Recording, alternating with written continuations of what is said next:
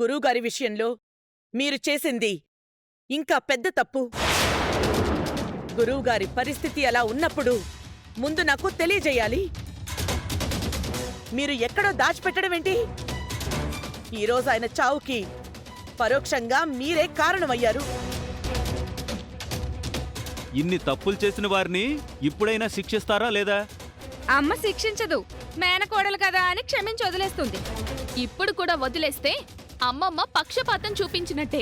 చెప్పమ్మా, వదిన్ని దూషించిన వాణ్ణి, ఈ అన్నయ్య కాలర్ పట్టుకున్న వాణ్ణి నువ్వు వదిలేస్తావా?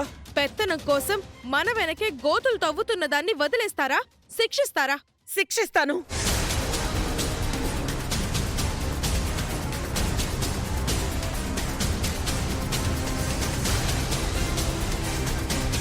శిక్షిస్తాను. ఆ శిక్ష ఏంటంటే కుటుంబ బహిష్కరణ.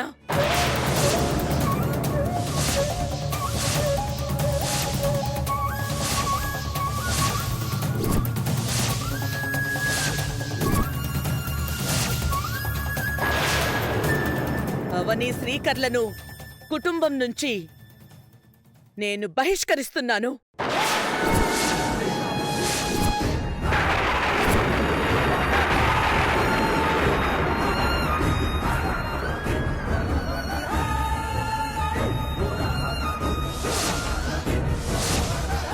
తెల్లారేసరికి ఇద్దరూ నా కళ్ళ ముందు కనిపించకూడదు.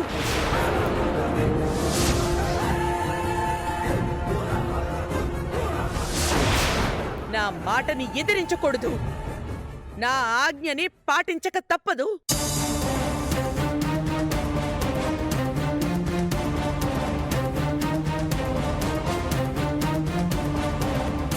ఇది ఎట్టి పరిస్థితుల్లోనూ అమలు జరగాలి.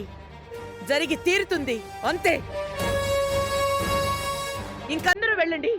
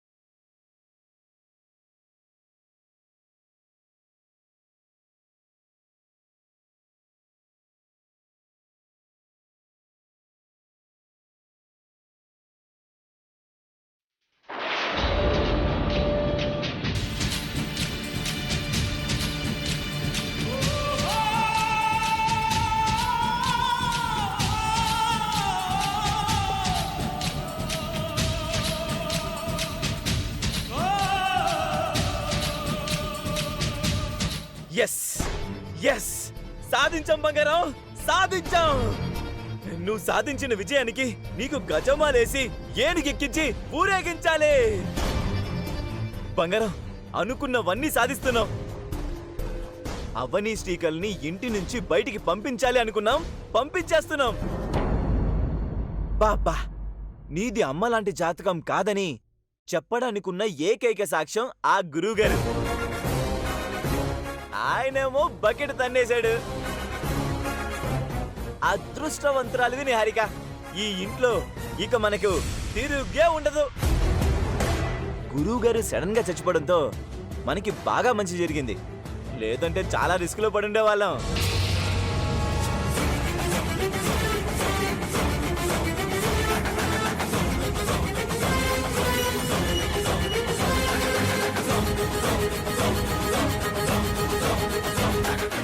బంగారం, నువ్వేంటి సడన్ గా ఎక్స్ప్రెషన్ చేంజ్ చేసావు? నీ బ్రెయిన్లో ఏముందో నా బ్రెయిన్కి అర్థం కావడం లేదు. అదేంటో కొంచెం చెప్పచ్చు కదా? గురువు గారిది హఠాత్ మరణం కాదు కృష్ణ. మరి గురువు గారు దారుణంగా హత్యకి గురయ్యారు.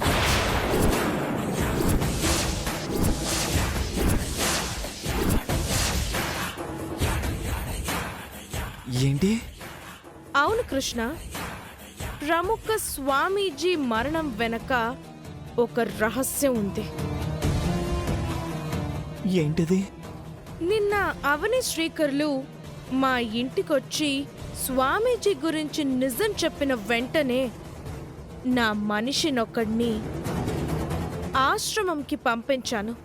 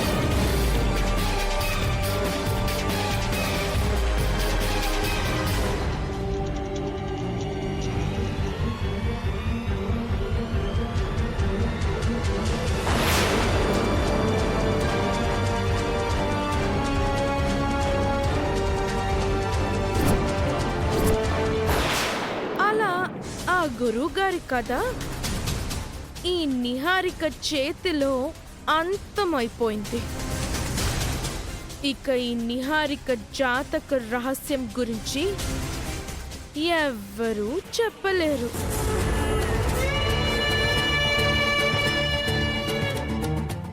ఏంటి నిహారిక నువ్వు మరి ఇంత వైలెంట్గా ఉన్నావు?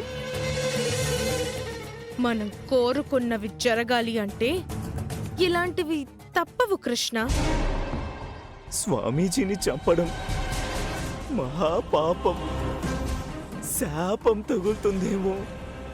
అలాంటి మూఢనమ్మకాలను నేను నమ్మను కృష్ణ. బంగారం, నాదొక అనుమానం. ఏంటది? ఫ్యూచర్లో నేను ఎప్పుడైనా నీ ముందు ఓవర్ యాక్షన్ చేశాను అనుకో. ఆ తర్వాత రోజు వేదవతి గారి రెండో కుమారుడు హఠాత్ మరణమని పొద్దున్నే పేపర్లు రాదు కదా. ఏంటి కృష్ణ అలా అంటావ్? నేను ఇవన్నీ చేయించేది మన ఫ్యూచర్ కోసమే కదా. నువ్వు లేకుండా నేను ఎలా బతకగలను? అమ్మయ్యా, పెద్ద డౌట్ క్లియర్ అయింది. రా, ఓ హగ్గిచ్చుకో. ఇప్పుడు వద్దులే. ఏ? ఇప్పుడు నేను చూస్తుంటే రొమాంటిక్ మూడ్ రావడం లేదు. నడుమిచ్చేస్తే వస్తుంది. వద్దులే. సరే, నేనే హగ్గిస్తానులే.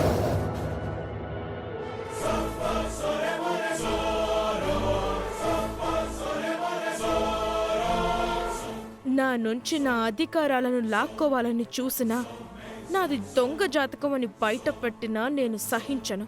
నేను బయటికి పోవడానికి కారణమయ్యేవారు అత్తయ్య అయినా మామయ్య అయినా నా మొగుడైనా వదిలిపెట్టను.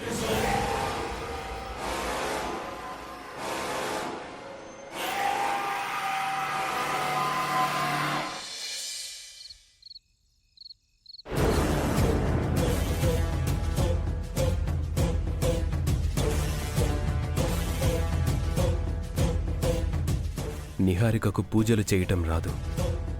సంప్రదాయాలు తెలియవు అన్న విషయం బయటపడితేనే బయటికి పోతుందని అనుకున్నాం.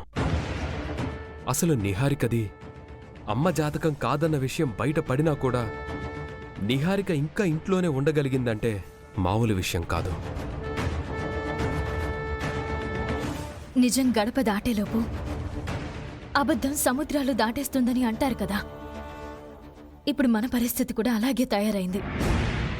మనం చెప్పిన నిజంకు విలువ లేకుండా పోయింది. నిహారిక చెప్పిన అబద్ధాలకు విలువ వచ్చేసింది. అమ్మ ఆవేశంతో నిన్నర్థం చేసుకోవడం లేదు. నిహారిక విషయంలో మనం చెప్పినట్టు దృష్టి పెట్టి ఆలోచిస్తే బావుండేది. నిహారిక ఖచ్చితంగా అమ్మకు దొరికిపోతుంది. ఇప్పుడు మనం ఎన్ననుకున్నా ప్రయోజనం ఏముంది బావా? తెల్లారితే మనం బయటికి పోవాల్సిందే కదా.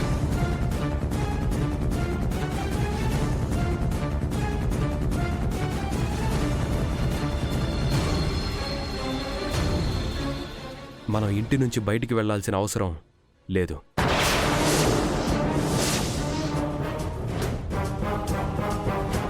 వెళ్ళొద్దు కూడా.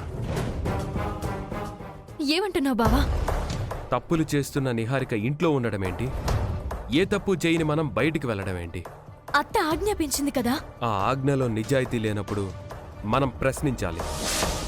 ప్రశ్నించకపోతే మనదే తప్పవుతుంది. ఆ తీర్పులో నిజాయితీ లేదు. దాన్ని ప్రశ్నించకపోతే మనమే ద్రోహం చేసుకున్నట్టవుతుంది. మన వాదనను మనం వినిపించుకుందాం. మన న్యాయ పోరాటానికి మనిల్లే ఓ న్యాయస్థానంగా మారబోతోంది. రేపందరితో మాట్లాడతాను. అత్త ఆజ్ఞాపించిన తర్వాత కూడా మనం వెళ్ళకపోతే రేపు ఎలాంటి సమస్యలు వస్తాయో. నువ్వు ధైర్యంగా ఉండు, నేను చూసుకుంటాను. మనం రేపు మన ఇంటి నుంచి బయటికి వెళ్ళటం లేదు, అంతే.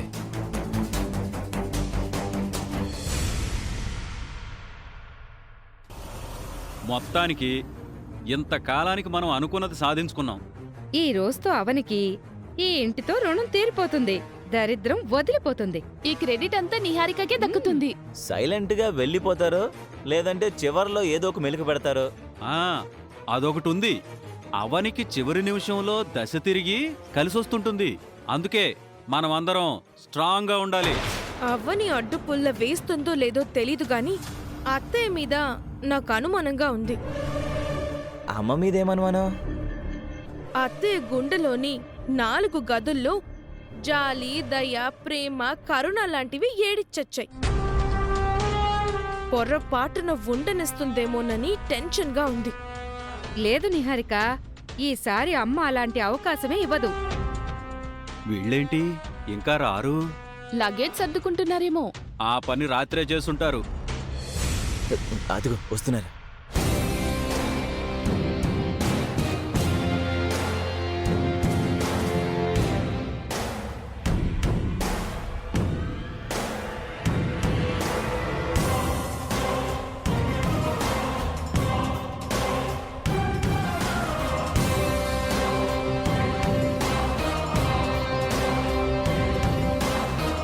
లగేజీలు లేకుండా వస్తున్నారేంటి?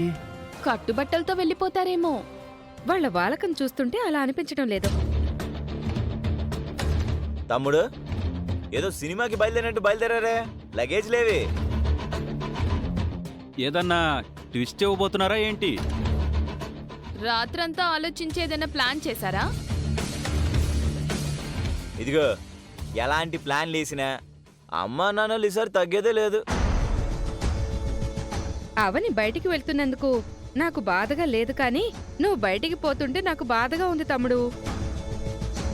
చెప్పుడు మాటలు వింటే ఇలాగే ఉంటుంది మరి. ఏదో ఆఫీస్కి బయలుదేరినట్టు వట్టి చేతులతో వచ్చారేంటి? మాట్లాడరేంటి? మీరు మాట్లాడటం ఆపితే నేను మాట్లాడదామని. ఇంకేం మాట్లాడవు, నువ్వు మాట్లాడు. మేము ఇంటి నుంచి వెళ్ళడం లేదు.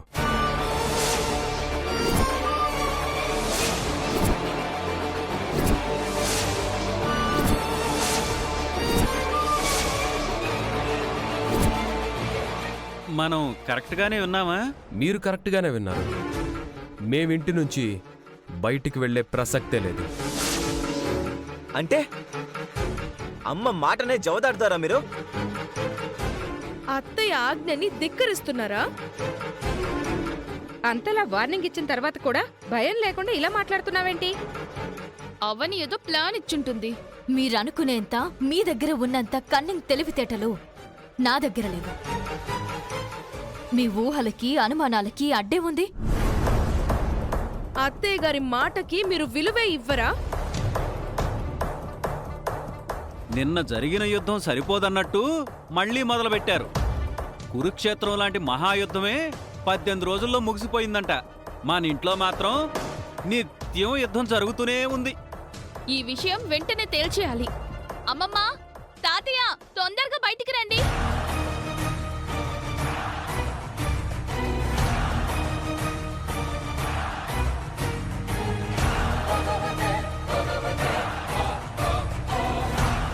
ఇంకా వెళ్ళలేదే? అడుగుతున్నాం కదా, చెప్పండి. అమ్మా, మీ మాట అంటే మాకు గౌరవం ఉంది, మీ ఆజ్ఞ అంటే గౌరవం ఉంది. కానీ మేమింటి నుంచి బయటికి వెళ్ళాం.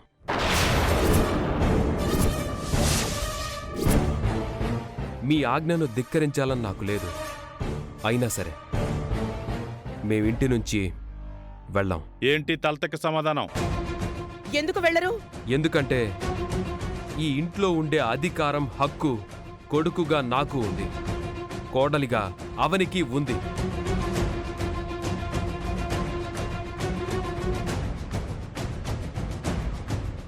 పంపించే అధికారం మీకు లేదు, మమ్మల్ని పంపించే హక్కు ఇంట్లో ఎవ్వరికీ లేదు. హక్కులు అధికారాలు అంటూ లీగల్ గా మాట్లాడుతున్నాడు వేదా. ఇలా మాట్లాడితే ఇంట్లో ఉండొచ్చని అవని నూరిపోసిందా?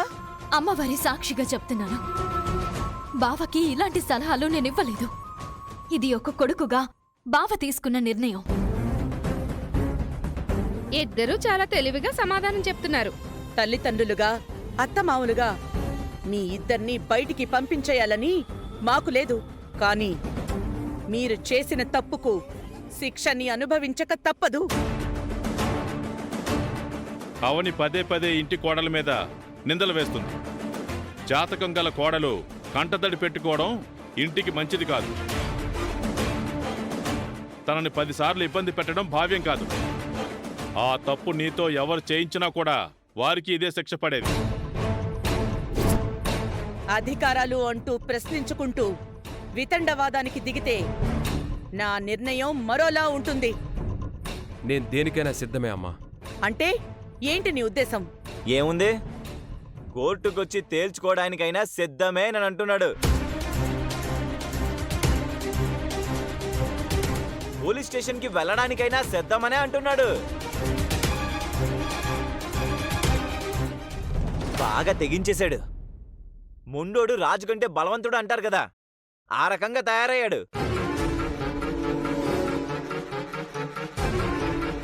కోర్టులు, స్టేషన్లు, చట్టాలని బెదిరించగానే మీరెవరూ భయపడకండి. ఎందుకు భయపడతారు? అత్తయ్య మామయ్యలకున్న పరపతి పలుకుబడి ముందు ఈ బెదిరింపులంతా. మాట్లాడవేంటమ్మా? శ్రీకర్, మర్యాదగా బయటికి వెళ్తారా లేదా? వెళ్ళమమ్మా.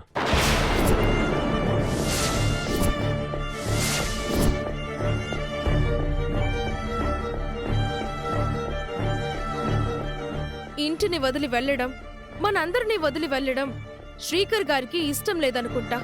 ఉరిశిక్ష పడ్డ ఖైదీని ఆఖరి కోరిక అడిగినట్టు నేను కూడా మీకు ఒక ఆఖరి అవకాశం ఇస్తున్నాను. అది ఏంటి అంటే,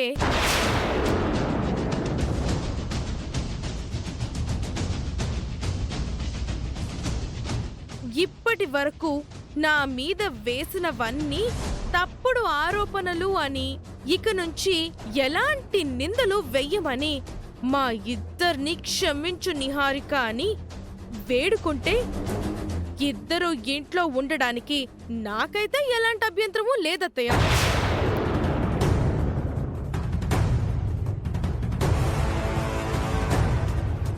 ఇదేంటి మళ్ళీ? పట్టు విడుపులు ఉండాలి అని అంటారు కదా పెద్దిరాజు గారు. నువ్వస్సలు అడగవని నాకు తెలుసు అవని, అందుకే అలా అన్నాను. మీరు ఎంత చేసినా నిహారిక పెద్ద మనసు చేసుకుని మిమ్మల్ని క్షమించింది.